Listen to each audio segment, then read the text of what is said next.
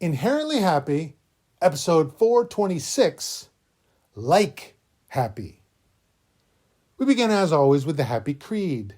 We believe in happy, in balance and growth, of being mindful and grateful, compassionate and understanding. Yowza ha, my happy friends. I'm helpful, empathic, a real caretaker type. Want to know why? Want to know how? I look for things to like about people. There's usually something, some trait, some aspect of them as people existing in this world that you can't disallow. It's something that resonates, that connects, and has the power to create. Create what? A friendship, a camaraderie. Now, I've met people who seemed just awful, like, why would you want to subject yourself to their abuse kind of bad news? They're hurtful and mean and seem to really enjoy being cruel and slightly unlawful. But they can also be really loyal to those whose company they choose. I met a guy at work once who everybody hated. He was bossy, but had no authority.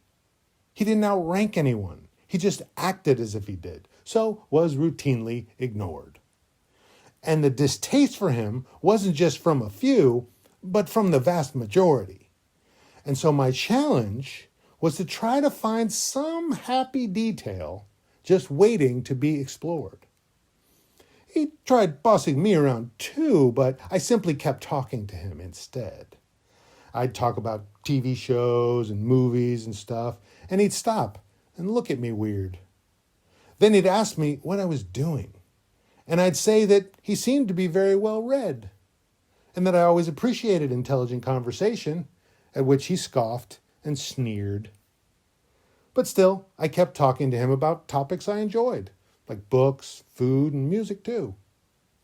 Then I suggested we go to a movie and get something to eat, and he looked worried. I'm not trying to hit on you, I assured him. A good movie discussion, me and you. And so we went. And outside of work, he was way more chill and completely unhurried. We became friends, and he mellowed at work too.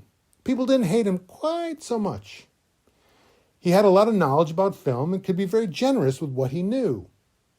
But he was also embarrassed about his inexperience in the social scene and such. So I invited him to parties and get-togethers. But he simply didn't know what to do.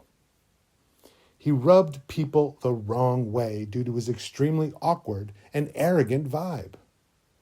So I didn't try to force him to make friends with everybody, and I let him just be. And we were like brothers for years. He was a cameraman and I was a scribe. We swore we'd make movies together that the whole world would be dying to see.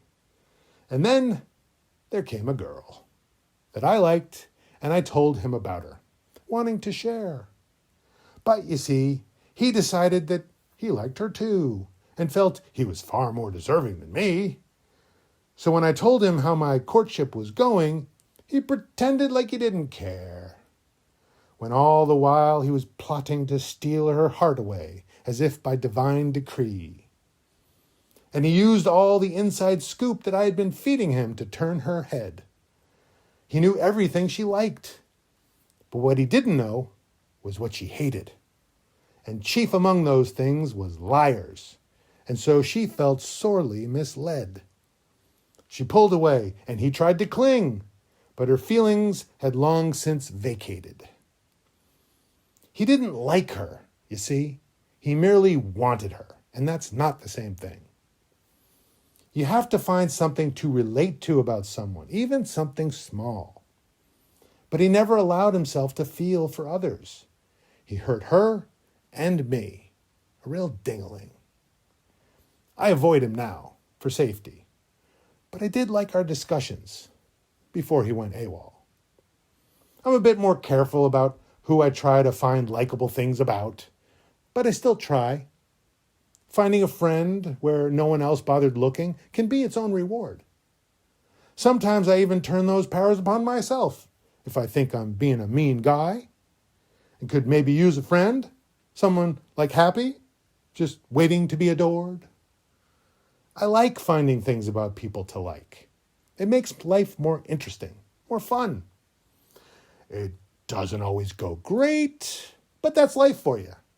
It's something to do until we're done. Ha ha. Yowza.